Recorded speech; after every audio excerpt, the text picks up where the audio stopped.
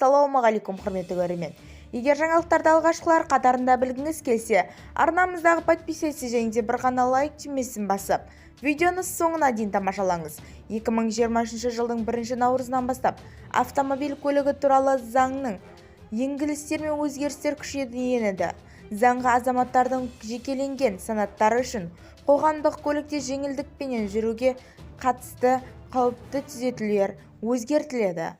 Бақытты бала, бақытты ана, бақытты отбасы, бақытты ел жол картасына сәйкес жолаушылардың жекеленген санаттарында қоғамдық көлікте жол ақысын төлеу бойынша жеңілдіктер беру қарастырылған.